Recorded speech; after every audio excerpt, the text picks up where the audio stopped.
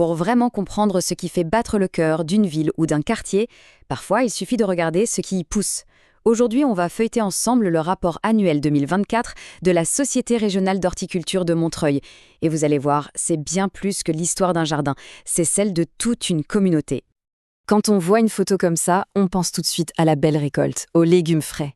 Mais ce que le rapport nous révèle, c'est que les vrais fruits de ce jardin, ce sont les liens qu'il tisse. Ce n'est pas seulement ce qui pousse dans la terre qui compte, mais ce qui grandit autour. Alors, comment s'y prennent-ils ? Eh bien, tout commence par le partage. Le premier pilier de la société, et c'est vraiment son cœur de réacteur, c'est la transmission des savoirs. C'est à travers un tas d'ateliers qu'on apprend, qu'on échange, les mains directement dans la terre. Et là, attention, ce chiffre parle de lui-même. 260. 260 enfants qui sont venus au jardin-école en 2024. C'est énorme. On ne parle pas juste d'une sortie scolaire, on parle d'une véritable connexion à la nature. Une leçon de vie grandeur réelle pour toute une nouvelle génération. Et ce qui est génial, c'est la variété. On ne fait pas que planter des salades. Non, non. On explore la vie des insectes, on apprend à tailler les arbres, on découvre les secrets du greffage. Et puis, il y a le côté plaisir, avec les dégustations, les fêtes autour du pressoir à pommes. C'est vraiment un lieu qui vit, qui bouge et où on apprend en s'amusant. L'action de la société, elle ne s'arrête pas aux portes du jardin. Prenez le programme Vitalim, par exemple. C'est un engagement social très concret. On y trouve des ateliers sur l'alimentation durable pour une centaine de personnes, mais aussi une aide financière directe. Ça montre bien que le jardinage ici, c'est aussi un outil de solidarité. Et en plus de ça, le jardin est devenu une sorte de place du village. Le petit marché du vendredi, c'est le rendez-vous incontournable des artisans du coin. On y trouve le boulanger, le vigneron, la savonnière. Ça crée une dynamique locale incroyable, bien au-delà du cercle des passionnés de jardinage. Et puis, il y a la vie sociale, tout simplement.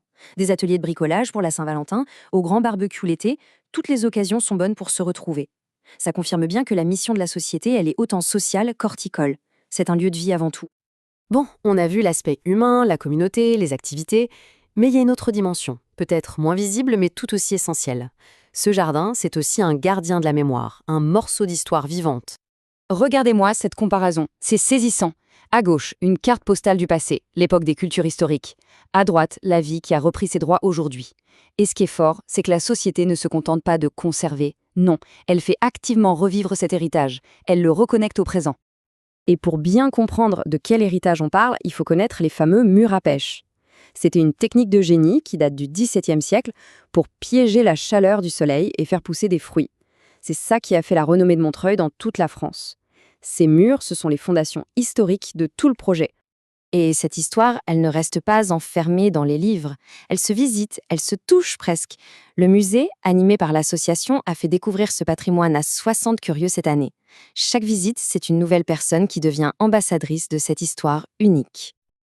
Et le plus fou, c'est qu'on fait encore des découvertes. L'asso a mis la main sur ce bouquin de 1893 et dedans, une pépite.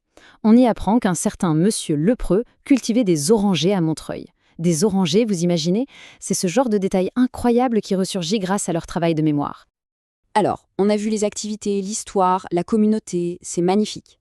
Mais maintenant, il est temps de soulever le capot et de regarder un peu la mécanique. Comment tout ça est financé ? C'est le moment de plonger dans les chiffres du bilan 2024.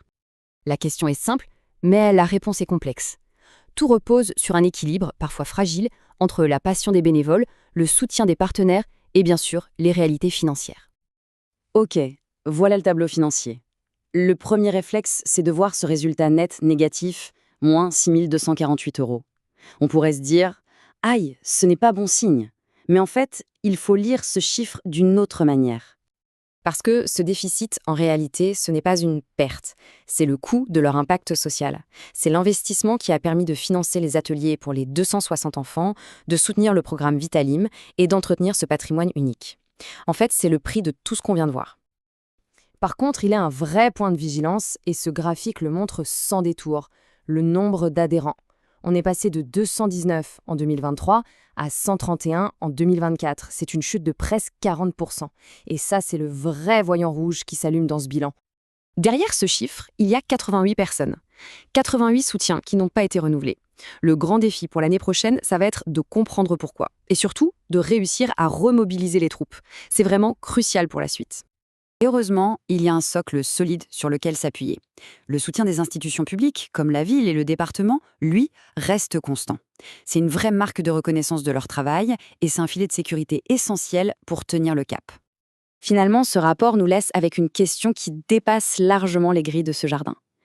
À une époque où nos villes se densifient, où chaque mètre carré d'espace vert est un trésor, quelle valeur accordons-nous à un lieu comme celui-ci?